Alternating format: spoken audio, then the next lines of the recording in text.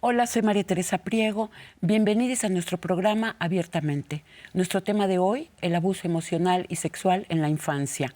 La Organización para la Cooperación y el Desarrollo Económico, OCDE, declaró que entre los 33 países que la integran, México ocupa el primer lugar en abuso sexual de niñas y niños y adolescentes.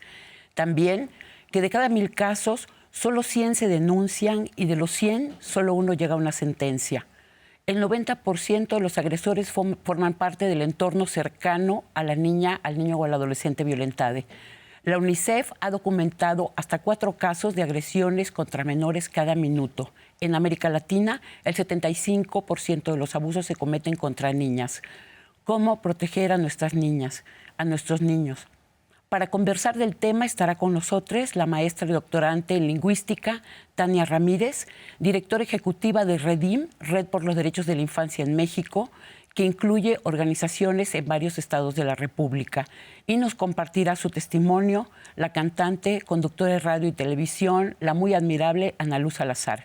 Tendremos como cada semana nuestros sondeos de calle y la esquinita de lecturas y películas. Hay que hablar de nuestros deseos, hablar de lo que nos duele, lo que nos hace felices, lo que nos avergüenza, lo que nos da miedo. Traemos tanto dentro, silenciado y secreto, tanto no dicho. ¿Cómo hablar de lo velado, de lo oculto, de lo que nos mueve? Las palabras que nombran tienden puentes y construyen futuros. Ayudan a escucharnos y respetarnos. Cada cabeza es un mundo, una munda. Somos cada una, uno, tan singulares y tan diversos. Conversemos de eso y de casi todo, abiertamente. Para adentrarnos un poco en el tema, tenemos algunas reflexiones que nos comparte nuestra compañera, la cineasta Stephanie Brewster. La violencia irrumpe en el universo de una infancia. La violencia sexual de un hombre adulto hacia una niña. A la víctima se le transmite de distintas maneras un mensaje muy rotundo. Está prohibido hablar de lo que aquí sucede. Prohibido. El poder del adulto en la masa simétrica de las relaciones. La niña tiene 8 años. La diferencia de edad es brutal. El adulto tiene el poder que su edad le confiere, pero no solo en el caso de la pedofilia clerical, como en el del abuso sexual incestuoso, también tiene el poder que le otorga la ciega confianza y el amor que la personita a su cargo deposita en él. La niña sabe que lo que sucede la paraliza, le provoca horror. Pero ¿cómo podría ser cruel una persona asignada a proveer cuidados? ¿Cómo podría ser maligno el representante de Dios en la tierra? ¿Cómo un ser tan admirado podría dañarla? La niña se siente partida en dos. El abusador es perverso porque anula la humanidad de su víctima, la cosifica, porque le impone una idea abyecta de amor. Invado tu cuerpo porque te quiero y tú tienes que soportarlo porque me quieres. Lo que hacemos no es malo, Dios lo aprueba. La violencia sexual infligida por un adulto amado es uno de los traumas más profundos en la infancia. ¿Cómo hablarlo? ¿Y qué sucede cuando la niña, por fin, lo confiesa a su familia y el padre y la madre se confrontan con un muro de complicidades que protegen al depredador? ¿Qué sucede cuando se constata que es más importante sostener una apariencia de beatitud sin falla que escuchar la dimensión de los actos traumáticos? ¿Qué vive una víctima de abuso sexual cuando no logra acceder a la justicia a pesar de que estamos hablando de abusadores seriales? Cuando el depredador muere tranquilo en su cama. Cuando gana la negación el silencio. Cuando la violencia impune gana. Bienvenida Tania Ramírez Hernández, especialista en letras y teoría crítica y doctorante en lingüística, con una larga experiencia laboral en organismos de derechos humanos, directora de la Red por los Derechos de la Infancia en México. Tania, querida, bienvenida. Muchas gracias. Gracias por este espacio de abrir mentes, que es lo que se necesita en temas como estos. Sí, abrir mentes y abrir emociones, ¿verdad? Tania, para ti, desde tu experiencia, ¿cómo nos hablarías del abuso sexual infantil? Creo que en la humanidad hemos ido avanzando primero hacia el reconocimiento del abuso, de las violencias, del abuso como una disparidad de poder, ¿no? Entre quien ostenta una jerarquía o un rol en la familia, en la sociedad, y hace un uso abusivo, dispar de ese lugar de jerarquía. Pero creo que también hemos ido avanzando en poder reconocerlo a la luz de las violencias, ¿no? Y cómo esto puede representar también violencia. A veces algo tan simple, entre comillas, como el abuso emocional, por ejemplo, o utilizar palabras o silencios de manera que puedan resultar agresivas. Bueno, estamos creciendo en el sentido de entenderlas más según se habla más de esto, ¿no? Pero cuando hablamos en particular de niñas, niños, adolescentes, lo que esto expresa es digamos, un nivel subyacente de múltiples violencias que están arraigadas en algo que en Redín describimos y quienes nos dedicamos a derechos de la niñez como adultocentrismo, es decir, que el centro del universo, del deber hacer, de la ley, de la norma, del ejemplo incluso, somos las personas adultas. Y se entiende mal que el acompañamiento a niñas y niños, que finalmente son personas, son seres humanos en una etapa de desarrollo, se tiene que hacer educando con disciplina y a veces esta disciplina con violencia, y cuando se va subiendo de tono en esa disciplina violencia se puede llegar al abuso, ¿no? Hay que recordar también que muchas veces las personas adultas violentadoras o abusadoras son personas que lo vivieron como prácticas de educación en sus propias vidas y en sus propias infancias, y de ahí la importancia de poder romper el ciclo, ¿no? Hablar más de esto, abrirlo, conocer que hay muchísimos casos. En nuestro país simplemente el registro de lesiones que la Secretaría de Salud hace entre 2019 y 2022 habla más de 32,000 niñas, niños, adolescentes que podrían haber sido víctimas de este tipo de violencia. Eso, los casos que se reportan, ¿no? Los que llegan al hospital. Imaginemos cuál es ese nivel que está todavía en las penumbras y en la oscuridad, en donde esto sigue siendo una constante y una realidad no dicha. Y en la mayor parte de los casos, Tania, son las figuras tutelares quienes cometen el abuso, el padre, el tío, el abuelo, el profesor, el sacerdote. Sí, lamentablemente la figura adultocéntrica revestida de un poder jerárquico, como puede ser el maestro frente al alumno, ser el jerarca religioso frente a su congregación, etcétera, suelen también darle más herramientas de poder a esas personas que en uso de sus roles y de su jerarquía cometen estos abusos. También sabemos que es en el entorno doméstico en donde esto sucede y se reproduce enormemente, y lo pudimos ver durante la pandemia. Los registros de lesiones, de violencia sexual, incluso dentro de los hogares, en contra de niñas, niños y adolescentes, crecieron muchísimo, ¿no? Entonces, sí sucede por figuras jerárquicas y también por otro nivel de jerarquía, que es el sexismo, concretamente el machismo. Más del 80% de las personas, de las niñas, niños y adolescentes, digamos, de las personas de 0 a 17 que viven violencia y violencia sexual, son niñas y son adolescentes, digamos, ¿no? ¿Qué podría ser? Porque el poder existe, pero el abuso de poder es algo muy distinto, y sobre todo un abuso de dimensiones tan enormes, pues, como es el abuso sexual en las infancias. ¿Qué sucede para que un padre, un tío, un abuelo se sienta propietario de la cuerpa de esa niña o de esa adolescente? Exacto. Creo que en el fondo de esto hay dos dimensiones. Una social y cultural, y otra, que es un nivel de expresión de esto, institucional y legal. Es decir, por muchos años, nuestro país y otros países de la región vivieron sin concebir a niñas, niños, adolescentes como titulares de derechos. En el mejor de los casos eran sujetos de protección, ¿no?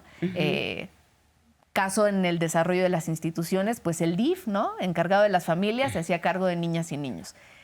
Según el paradigma de derechos humanos ha avanzado en nuestro país y en el mundo en general, se ha empezado a reconocer que las personas de menos de 18 años también son titulares de derechos, que no necesitaban cumplir la mayoría de edad para poder vivirlos, exigirlos y ejercerlos. Pero este avance a nivel de las instituciones y de las leyes se ha visto un poco estancado por la otra dimensión, la dimensión social y cultural, en donde todavía no hemos alcanzado a desprendernos de ese adultocentrismo, de ese sentir que la persona adulta es, digamos, corte, juez, ley suprema, propietarios al final de la vida de niñas y niños, ¿no? Pero hay algo que terriblemente falla, ¿no? En una cultura donde con tantísima frecuencia, ¿no? Si somos el primer lugar de entre los 33 países de la OCDE, con tantísima frecuencia se abusa a las infancias. Algo está fallando de una manera muy rotunda. Y me parece que es algo que si bien los tratados internacionales, las leyes, todo eso es necesario que exista, hay algo a nivel cultural que no se está transmitiendo. Porque una cosa es no respetar a las infancias y soltar un zape. Otra cosa es lo traumático de la violencia sexual. Claro. Incestuosa, en la mayoría de los casos. Claro. Creo que también la forma en la que esto va subiendo de nivel y de tono a veces puede resultar imperceptible cuando no te das cuenta de que esa persona, ese niño, esa niña al que estás agrediendo, es una persona a la misma altura que tú, ¿no? Y puede resultarle a las personas agresoras fácil, porque hay todo un constructo social, familiar, institucional que así lo permite, irle subiendo a las violencias. Y creo que también es importante, Johan Galtung, por ejemplo, uno de los pacistólogos que más ha establecido estos temas, habla como de una especie de triángulo de las violencias, ¿no? En donde abajo, en la base, subyacen distintas violencias simbólicas, en el centro están las estructurales y, digamos, la punta del iceberg es ya la expresión física de la violencia, y en el pico estaría el abuso sexual, hacerse cargo de que, más bien no hacerse cargo de que esos cuerpos le pertenecen a una persona porque no ven la persona en ese niño o esa niña, ven una propiedad, ven una extensión propia.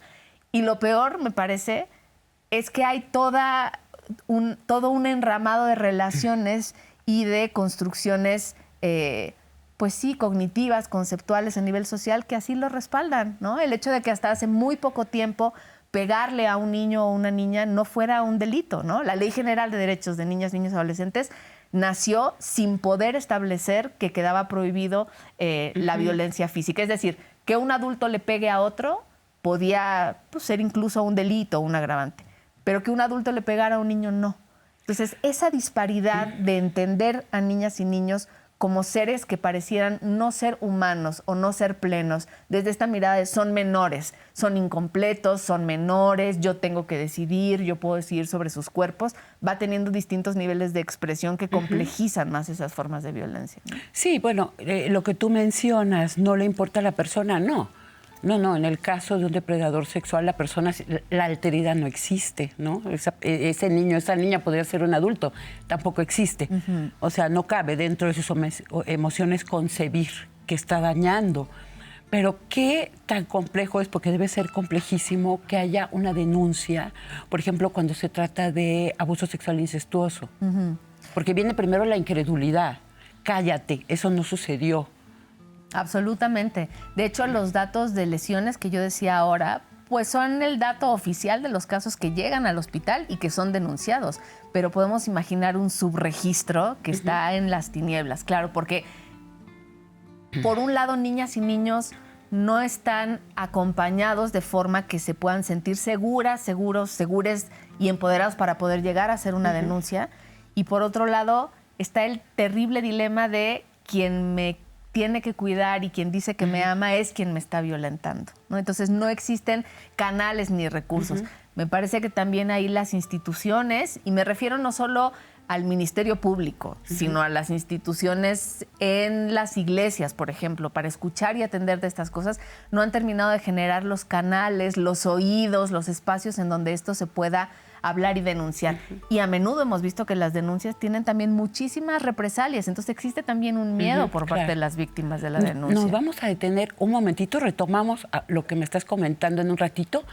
Les comparto una frase de Fabián Martínez Icár. El silencio es cómplice del abusador. La palabra es aliada de la víctima. Agrego, para apoyar a las víctimas es urgente escucharlas y creer en sus palabras. Vamos a un corte y regresamos.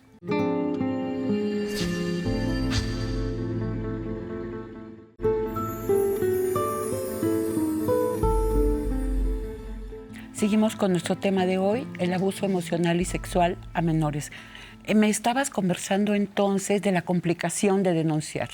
Sí, no existen espacios, ni escucha, ni canales para que esto se hable, ¿no? Más bien, como se decía, el silencio es cómplice y a menudo a niñas y niños se les enseña más a callar que a dar su opinión, ¿no? No estamos como sociedad acostumbrados a escucharles y establecer esos espacios. Además, suele haber también una enorme presión cuando las personas abusadoras son los padres, los tíos, abuelos. Lo digo en masculino porque suele ser así, ¿no? La mayoría de los casos así es. Pues se coloca una enorme responsabilidad y mucha presión en niñas y niños para que no hablen, para que protejan a las figuras eclesiales, pero también escolares, pero también familiares. Y sobre todo existe una pésima inercia en nuestra sociedad que es no creerle a niñas y niños. Pensar que fantasean, pensar que exageran. Y creo que este tendría que ser el primer llamado de alerta. Cuando niñas, niños, adolescentes se animan a decir esto, es que ya lleva sucediendo un rato y ya lleva un rato también dañándoles. Entonces, lo primero que tenemos que hacer las personas adultas es creerles. La carga de la prueba, como se dice, no puede estar en niñas y niños. Tiene que establecerse en otro lado y lo primero que tenemos que hacer es creer su palabra, acompañarles y si no tenemos herramientas, porque nadie nos enseñó probablemente en nuestras historias de infancias qué hacer con esto, sí acudir a especialistas, a personas expertos, a organizaciones, a instituciones para destrabar ese mecanismo que puede convertirse también en una espiral de silencios y de violencias que se alargue por mucho tiempo, ¿no? Y que se transmitirá generación tras generación, como se transmite el trauma. Pero, ¿qué nos recomendarías tú, por ejemplo, como prevención? Porque lo que sucede cada vez es que el depredador impone el veto del silencio. O sea, tú no puedes hablar, ¿no? O esto es bueno, pero no lo digas porque no nos van a entender. Es decir, hay algo que es terrible que hacen y es agenciarse una especie de involuntaria complicidad de esa personita que está siendo abusada, que tiene miedo de hablar. Entonces, ¿qué nos recomiendas tú para prevenir a las niñas y a los niños? Sí, la verdad es que también por eso la educación sexual integral es fundamental. O sea, difícilmente le vamos a dar herramientas a niñas y niños para poder enfrentar esto si no se habla abiertamente, afectivamente, amorosamente, científica y biológicamente de sexualidad. Tenemos que empezar a hablar de eso con niñas y niños. Después mostrarles que es un tema del que se puede y debe hablar abiertamente para que haya un canal de comunicación abierto y posibilite la denuncia. Los depredadores sexuales también utilizan la culpa y generan una sensación de culpa en las personas de las que abusan para hacerles pensar que esto es su responsabilidad. Entonces, la primera reacción ante un niño o una niña que nos llega a decir que algo así está pasando tiene que ser de absoluta aceptación, incluso de abrazo y de decirles, perdón que no me había dado cuenta, lamento que esto haya sucedido, pero te garantizo que voy a tomar medidas para que esto no siga más allá, ¿no? Y no jugar al ciclo de las culpas, y más bien intentar desactivar esto, ¿no?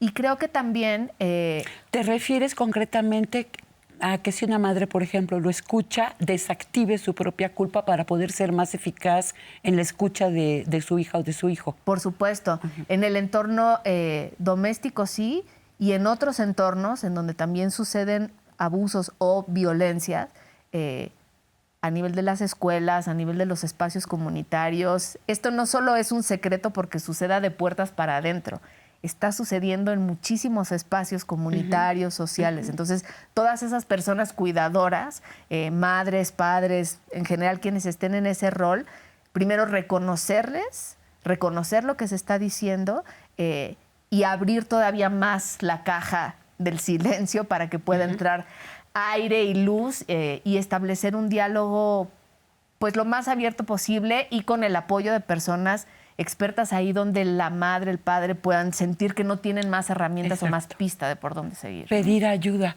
Por supuesto. Tania, tenemos nuestro fetiche para el tema de hoy. Es La joven golpeada por la tristeza, una obra del periodo cubista de Pablo Picasso.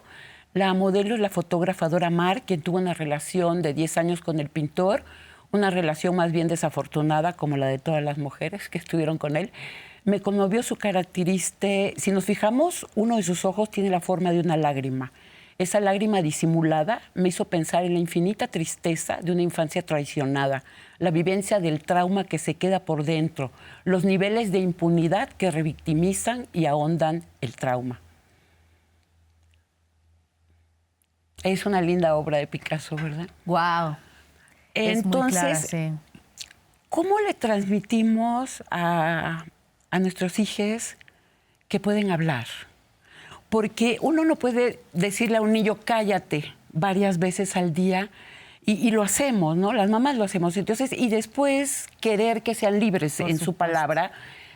Además, en un caso tan complejo, cuando ya le dijeron cuando ya le aplicaron la ley Mordaza, digamos, ¿no? Por supuesto.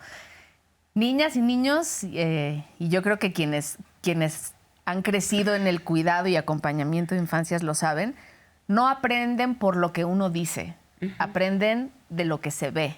Entonces, no es suficiente decir, puedes hablar conmigo, si reiteradamente ese espacio está cerrado. Entonces, tenemos que hacer como ejercicios físicos constantes y mentales para que ese espacio esté abierto desde el día cero, no cuando algo sucede, ¿no? Entonces, establecer un ambiente de constante comunicación es importante y además esto puede representar una oportunidad para que niñas y niños participen.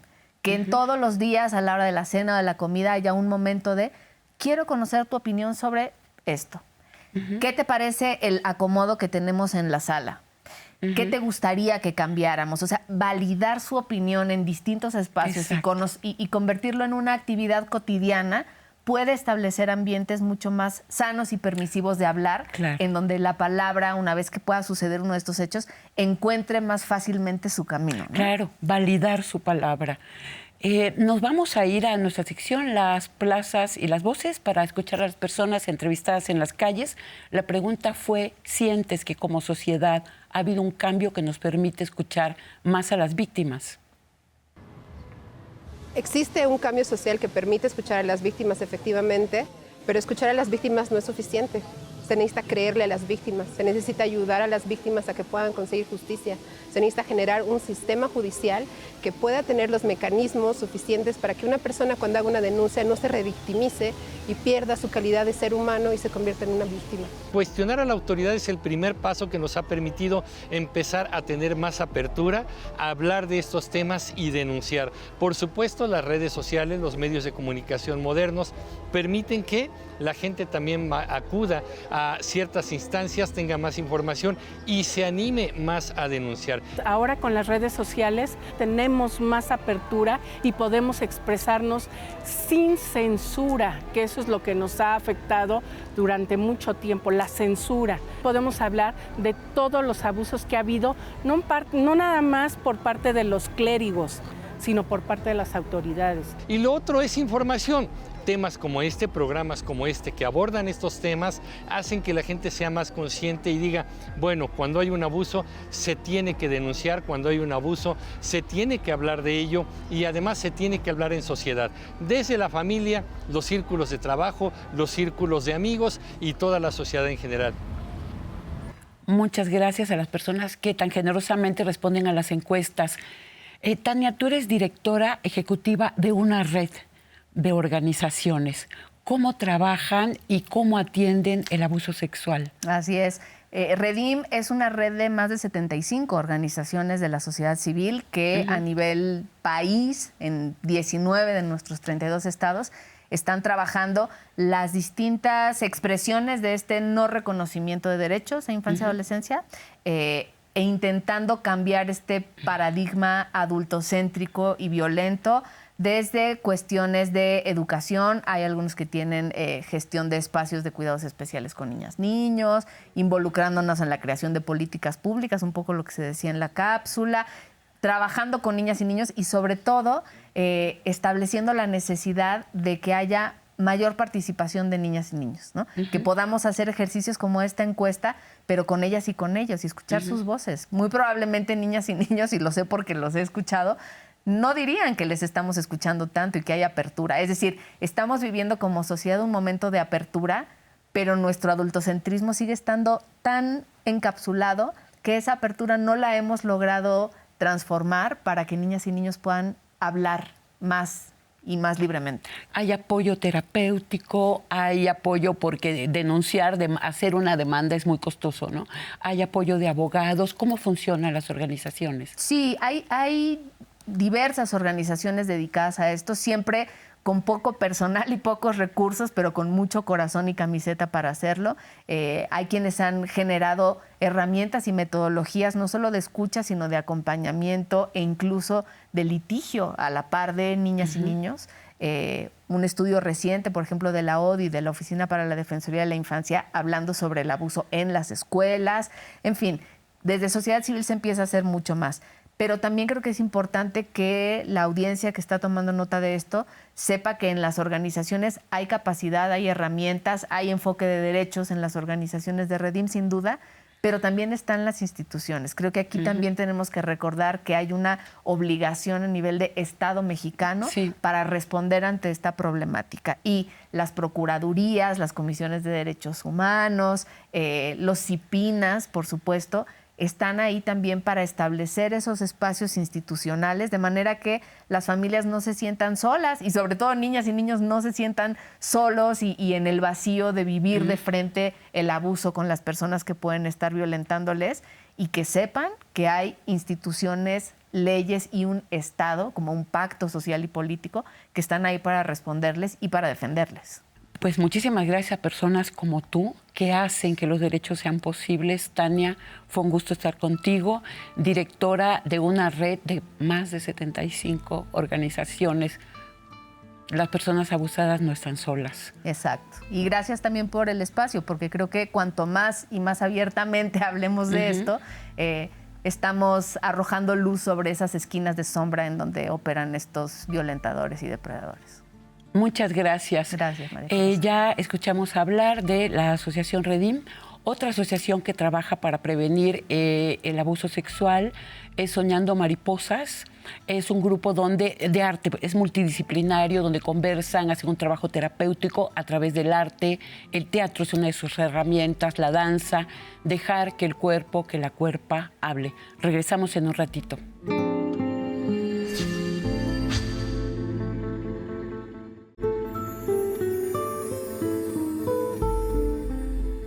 Bienvenida Ana Luz Salazar, cantante, conductora de radio y televisión, una niña muy valiente en una familia que supo y pudo arroparla y ayudarla a denunciar sin que su agresor haya nunca enfrentado la justicia. Nunca. Ana Lu, bienvenida. Hola, muchas gracias por estar acá. Al contrario. Tú escribiste en el libro que coordinó el especialista de las religiones, Bernardo Barranco, un texto que me encantó, que se llama Mi historia, el dolor que permanece. Así es. La violencia sexual permanece. No es algo que tú puedas... Es algo que tú puedes gestionar, es algo que tú aprendes a trabajar, porque todos los adultos pues gestionamos y trabajamos dolores de nuestras infancias. Sin embargo, pues un trauma que te descoloca y te rompe el sistema cuando eres tan pequeña, y te estrena en una condición, como si hubieras tenido un accidente y amanecieras con una condición. Entonces ya no eres la misma persona y tienes que reaprender otras cosas y se te exacerban algunos problemas.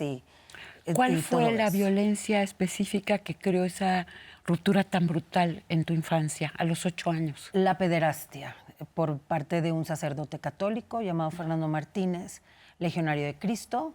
Acaba de fallecer hace poco, obviamente en su cama calientito, cuidadito, con todos los lujos, porque pues ellos tienen muchísimo dinero, son poderosísimos.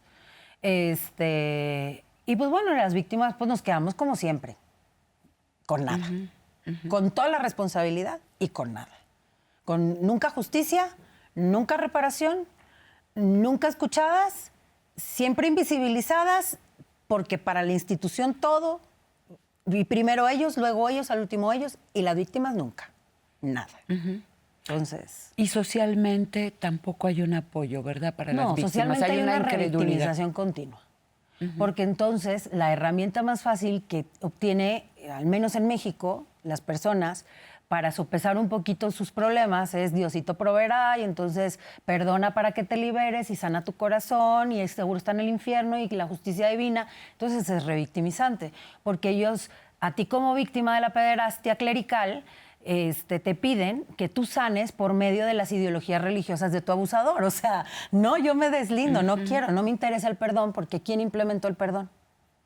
quién inventó y quién dice que existe la justicia divina y el cielo y el infierno y el purgatorio y todas esas cosas. Pero es que aún en el caso de que fueras una persona religiosa, lo que no es tu caso ni el mío, de todas maneras la ley tiene que suceder en esta tierra. Pues sí, aquí fue el delito, en cualquiera de los no casos. puedo litigar con los espíritus. Efectivamente. Nos vamos a detener un momentito para irnos a las plazas y las voces. La pregunta fue, ¿por qué es tan difícil denunciar el abuso sexual clerical? Por los tabús que existen en la sociedad, por los tabús que existen en la sociedad acerca de la religión. Se reconoce como a un dios el ser sacerdote. Y piensan las madres de familia luego que al estar en contacto con un sacerdote se está en contacto con Dios. Esto hace que la gente realmente considere en serio este aspecto y se olvide de que son personas. Son hombres con sus fallas, con sus errores, y esto hace que la gente, cuando ocurre una denuncia de este tipo, primero es negarlo, no creerlo, no puede ser. El pastor, el sacerdote es un hombre santo y no puede cometer esto. Plantearse esta posibilidad es romperles un paradigma muy fuerte. Por eso muchas comunidades guardan silencio, porque creen, por un lado, que no es verdad lo que está ocurriendo. Segundo, no puede ser que este ministro religioso haya cometido tal acto y por lo tanto resultaría un desafío a la autoridad. Lamentablemente sus comunidades también, si llegan a denunciar, los consideran apestados, los relegan, los sacan de la comunidad y eso es lo que no quieren. Por eso hay tanto miedo. Tiene que ver, uno, con un sistema de dominación sobre nuestros cuerpos y también tiene que ver con un factor del miedo hacia el sistema judicial. ¿Qué implica tu denuncia? Implica agotarte, cansarte hasta poder encontrar justicia, implica un rechazo de tu medio, implica una victimización de las personas y también implica una despersonalización, porque en el momento en el que tú haces una denuncia, dejas de ser un individuo y te conviertes en una víctima. Dejas de ser tú una persona y asumes la identidad de alguien que ha sido victimado. Y nadie quiere perder su identidad y tampoco quieren someterse a la violencia del sistema judicial. Ana Lu, ¿quisieras comentar algo de las respuestas del sondeo? Bueno, quizá nada más yo pudiera redondear un poquito con que no es específico el miedo de denunciar al cura, aunque sí lo hay, sino el enfrentar la institución, el protocolo institucional del encubrimiento de la pederastia, y no solo de la pederastia, sino también del abuso sexual a mayores de edad, porque también las captan, las manipulan por medio de las ideologías religiosas, luego las violan, o mismos sacerdotes que tienen hijos y son padres abandónicos y jamás cumplen con sus responsabilidades alimenticias y ejercen violencia vicaria por parte de la institución. O sea, todas esas cosas existen, pero nadie está hablando de eso y ellos están siendo, digamos que, portándose como hombres normales dentro de la sociedad, pero con una investidura religiosa, ¿no? Y entonces, y también otra cosa que me encantaría puntualizar es que ser víctima no es malo. Es algo que tú no pides, que te lo asigna un abusador o abusadora, y que no tiene nada de malo ser víctima, no pasa nada.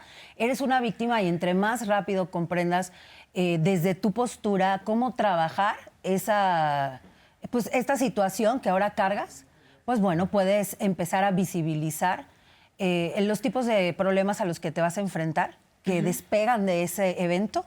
Y vas a poder estar mejor. O sea, no pasa nada si eres víctima, no es malo. A las víctimas siempre nos dicen, es que tú te victimizas, es que tú... Yo no me victimizo, a mí me hicieron víctima, yo no pedí ser víctima, no fue mi culpa, yo no soy partícipe.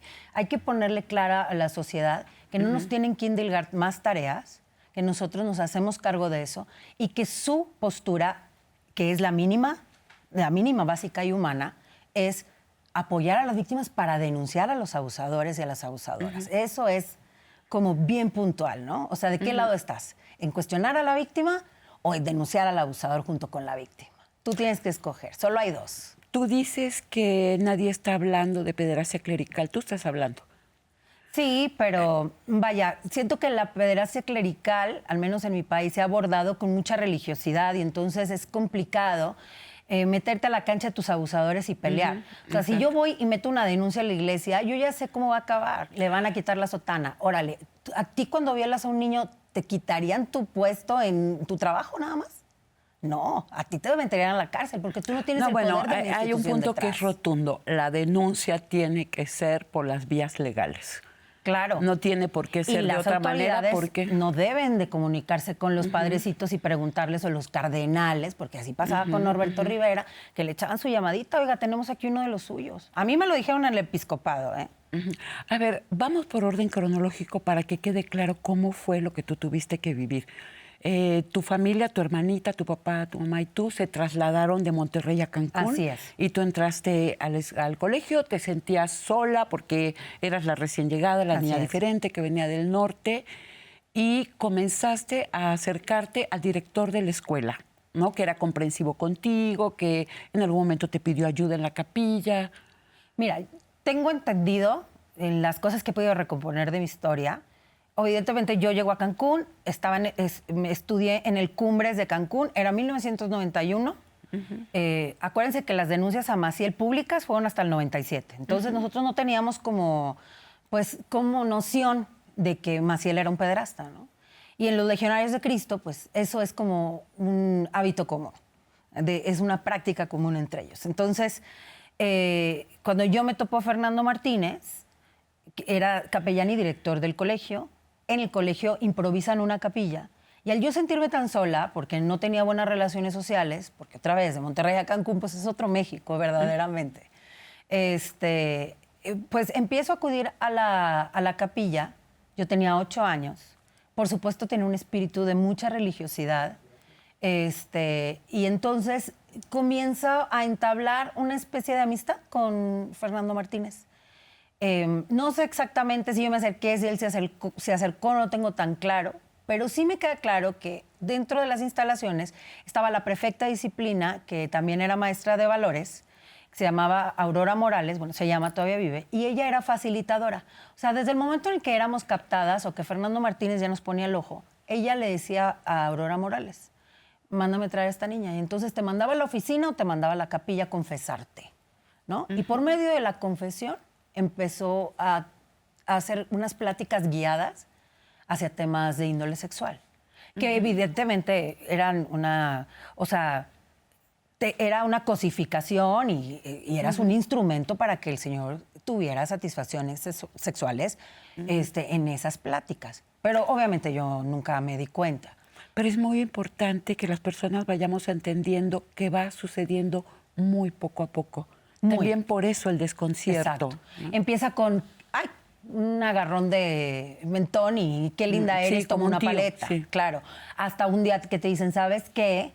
Quiero que tú me ayudes a guardar los objetos consagrados en la capilla. Imagínate el honor, ¿no? Entonces, claro, dices tú, wow, el Padre me está eligiendo, y entonces tú, pues, te sueltas la boca, ¿no? Ay, no, es que no me quieren en la escuela y mis compañeritos. Y entonces, ¿qué te contesta? Él te valida.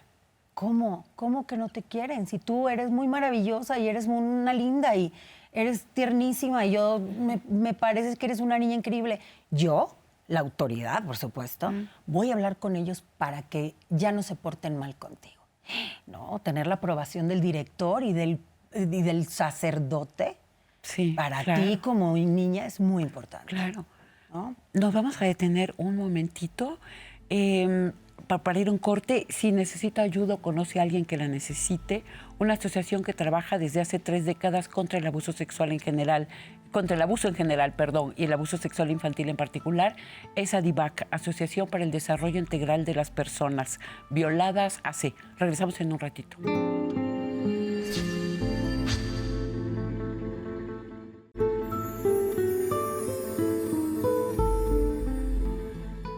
Seguimos con el tema de hoy, el abuso emocional y sexual en la infancia. Entonces, tú nos estabas contando cómo fue esa secuencia, Claro. ¿no? Ese paulatino acercamiento. Así es, yo quiero que también la gente comprenda, yo armé como mi propia línea de tiempo, la reconstruí junto con otras víctimas también de Fernando Martínez, y yo calculé que aproximadamente sufrí violencia sexual durante 1 año, 2 meses, de forma progresiva hasta que culminaba en abusos físicos, por supuesto. Como les repito, primero se ganan tu confianza, les cuentas tus secretos, les cuentas lo que te duele, lo que como niña no te pone triste, ¿no? Entonces, ante los ojos del agresor, tú eres una persona sumamente vulnerable. Ellos te eligen, ellos te eligen. Y yo quisiera que la gente de verdad hiciera un apartado y comprendiera. En mi testimonio, siempre lo he dicho, que imagínense cuánto tuvo que mentirme Fernando Martínez para siquiera poderme tocar. Todo, y manipularte, sí, claro. Todo todo lo que me hizo a nivel conciencia y a nivel emocional, antes de siquiera ponerme una mano encima. Porque cuando tú estás chiquita y te das cuenta que todo lo que tú pensabas que era real no existe, entonces te vas de 0 a 100. Es como se te cae todo el mundo a pedazos y resulta que no eres sujeto de afecto, ¿no? Y que la persona en la que tú confiaste y que tú creías que había un afecto por parte de esa persona hacia ti y no existe, es como se te desbarata el mundo. Es una experiencia muy disociante, muy fuerte. Disociante creo que es la palabra más adecuada. Y que replicas si no la tienes a la vista durante tu vida completa. O sea, tienes que trabajarlo muchísimo para poder visibilizar que estás volviendo a tener círculos de violencia. Abusos de poder, o con un jefe, o con una jefa, o con una pareja, o con tus propios padres, o en tus familias. O sea, corremos el riesgo de repetir. Por supuesto. Si no se trabaja, se repite. A diferencia de la mayoría de los casos, tú fuiste a tu casa en un momento, pasado un año, como nos dices, y pudiste hablar con tu mamá. Sí, cuando los abusos comienzan a convertirse en abusos físicos ya más, pues ya en una actividad más notoria para mí, porque cuando me hacía las confesiones y me dirigía pláticas sexuales como, ¿cómo te bañas? ¿Y dónde te cae el agua? ¿Y sientes rico? ¿Y te tallas? ¿Y cómo te tallas? ¿Y te tallas todo completo? Y imagínense que está esta telita, entonces él está del otro lado y él está yendo la plática y obviamente te está usando para él satisfacerse, ¿no? Y luego te sienta en sus piernas y en sus piernas contigo se masturba, ¿no? Y te dice cosas y lo sientes muy cerca y luego ya pasa a unas cuestiones físicas muy fuertes, que si te sube la falda, si te mete las manos adentro de la ropa interior, si te toca así. O sea, ya son cuestiones que se desbordan. Entonces, yo siento que cuando yo llegué a hablar con mi mamá yo ya no podía más. O sea, ya para mí era, no sé, a veces me acuerdo y digo, no sé cómo cargué todo eso sola. O sea, no sé cómo lo soporté. Lo siento mucho, Ana. Yo también, porque sigue pasando. Eso me duele todavía más, que por más que uno habla como víctima y les cuentas y les dices y les explicas, siempre son las mismas preguntas. ¿Por qué hasta ahorita? ¿Dónde estaban tus papás? ¿Por qué no hiciste nada? ¿Por qué no denunciaste? O sea, yo si hubiera sido tu papá lo hubiera matado. O sea, siempre lo mismo. Nunca avanzamos de esa plática. Deberías de perdonar, lloras porque no has sanado. Una cantidad de cosas. ¿Cómo podemos romper esa especie de protección, esa especie de blindaje ante el dolor de las otras personas? Bueno, para mí es que hay 2 básicas y que no te las enseñan en la escuela ni en la iglesia y te las enseñan en tu casa, que son respeto y empatía. O sea, es que de eso debería mover el mundo. Ya no hablamos de amor. El amor es una cosa que se da de pronto entre tu familia y a veces. O sea, no, si me explico, es complicado las relaciones afectivas. Sí. ¿No? Y aparte de las relaciones afectivas también se ven sesgadas de pronto. Yo te lo digo, yo denuncio, yo tengo amigas de toda la vida, son bien católicas y entonces pues ya es incómodo que denuncies porque yo soy católica. Y entonces, pero ¿y qué tendría que ver su religiosidad con el abuso sexual? Que molesta porque yo señalo a la institución y el protocolo institucional para encubrir la pederastia. Entonces, esto les molesta muchísimo porque conocen curas que son muy buenos. Y yo les digo, bueno, pregúntale al cura bueno que cuál es su protocolo en la iglesia para los casos de pederastia. Pregúntale. Y entonces te van a decir, no, qué mal, que pase eso, ¿cómo es posible? Ya denunció, qué lástima, es que esos legionarios son. Y otra vez, descentralizar el tema, moverlo. Después de la primera denuncia que intentaste hacer junto con tus papás. De chiquita, en el 92. Sí, de chiquita. Tú eras una niña. Cuentas en el texto que escribiste que hubo una larga etapa como de una relativa negación para tratar de sobrevivir, y tú escribes: me convertí en un proyecto humano que se truncó. Sí. Mientras los demás crecían y cumplían sus metas y sueños, yo seguía peleando por un día levantarme y no sentir ganas de morir. También cuentas que fue cuando nació el tercero de tus hijos, que fue una niña, que decidiste, 2017 creo fue, 2017. ¿Verdad? Que decidiste que era el momento de volver a hablar. Sí, cuando me embaracé y yo quiero que entiendan primero sobre lo que dijiste de todas mis etapas de transición, que son la preadolescencia, la adolescencia, la vida adulta madura, todas esas etapas, las viví no tomando decisiones, sino reaccionando con mis herramientas y mis posibilidades, porque las víctimas no deben de hablar, y ya se hablaron y ya pasó, y a darle la vuelta y a lo que sigue, y nadie se debe quedar estancado porque hay que echarle ganas y estas cosas loquísimas que te meten en la cabeza. Pero ¿de dónde suponemos que las personas funcionamos como las maquinitas de refresco, que meto una moneda y me avienta el refresco? Es que es el sistema. El sistema no te detengas porque tienes que comer y porque tienes que vestirte, porque al día siguiente tienes que pagar la luz y porque no te puedes detener en tus problemas, porque la salud mental no es prioridad. Aquí lo primero es ganar dinero para comer. Es el funcionar. Sí, es el funcionar de un sistema que pues también tú tienes que ir con él, porque si no avanza tus años, pero no avanza tu proyecto de vida. Y por supuesto que soy un proyecto trunco, por supuesto. Perdí muchísimos años gestionando y negando mi abuso. O sea, inclusive hasta en algún momento alcancé a decir, no, lo bueno es que nunca me penetró con el pene, porque eso ha de ser lo peor. O lo bueno es que no fue alguien de mi familia, porque eso ha de ser lo peor. O sea, siempre, hasta yo minimizaba, ¿no? El impacto. Y entonces, recuerdo que cuando hablé, que estaba chiquita, por ejemplo, lo hablé en el 92, lo hablé con mi mamá y con mi papá.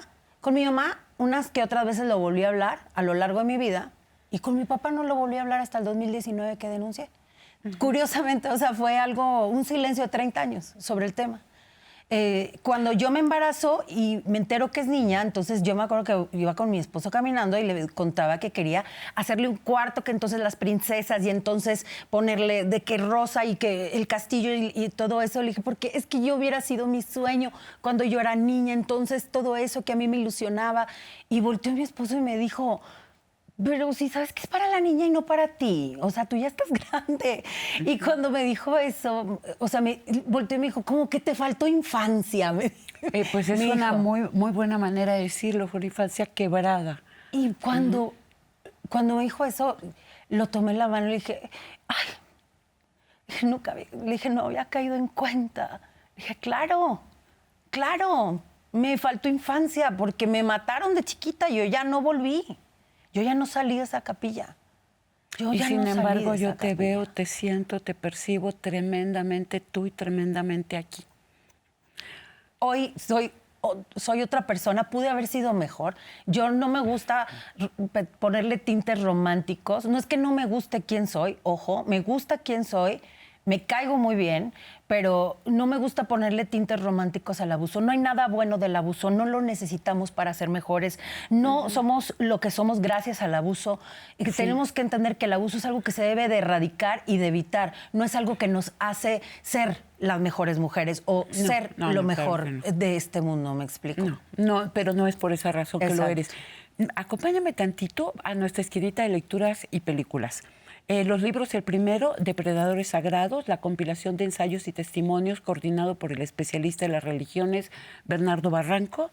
Está el testimonio de Ana Luz Salazar, el de José Barba, uno de los primeros denunciantes de abuso sexual clerical en México. Les quiero recomendar un libro que se llama La familia grande, de la abogada Camille Kouchner, en donde denuncia el abuso sexual incestuoso del cual fue víctima por años su hermanito gemelo por parte de su padrastro.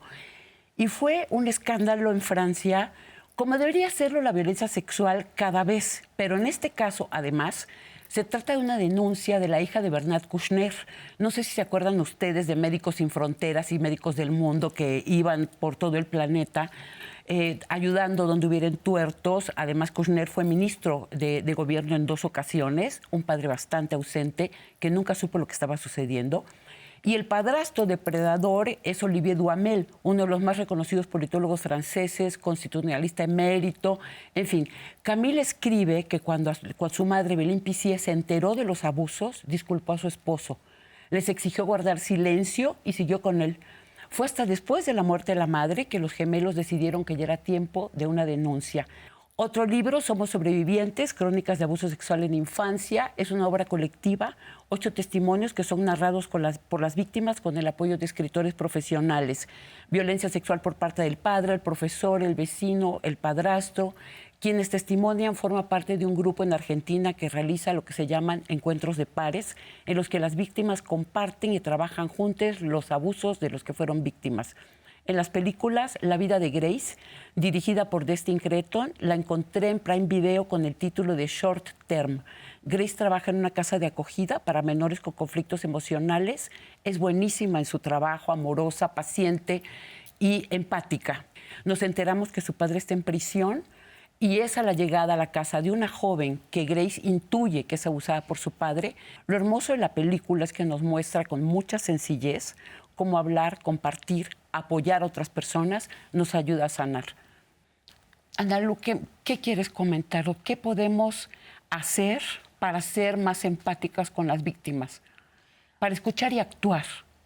Mira, de entrada agradezco el espacio y agradezco el privilegio que tengo de poder hablar de este tema, que cuando hago contacto con él, por supuesto, me duele mucho por la niña que fui, que hoy soy una adulta, pero por la niña que fui me duele mucho porque ojalá hubiera tenido y las herramientas que tengo hoy para poderme defender. Creo que lo primero que tenemos que entender es que no podemos indilgarle responsabilidades a los niños. Ellos no son los responsables de decirle que no a un agresor. Un agresor no entiende de nos. Si tú le dices no, él no, ay, déjame, te voy a hacer caso, ya me dijo que no y me retiro. Así no funcionan los agresores. Los agresores tú les dices que no y entonces te abusan igual. Entonces, no es tan fácil decirle a un niño, tienes que cuidar tu cuerpo, tienes que decir que no.